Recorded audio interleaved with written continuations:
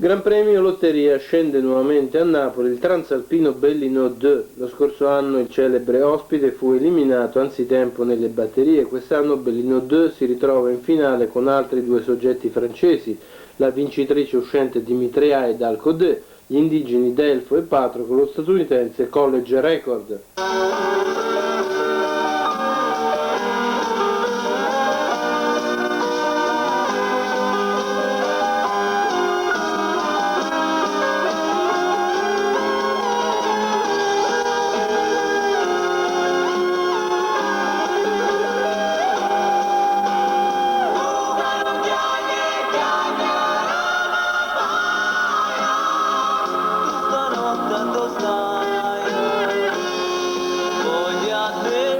Eliminato in batteria Wayne Eden, le speranze maggiori sono riposte su Delfo, indigeno che sembra in grado di poter interferire ed incidere sul risultato.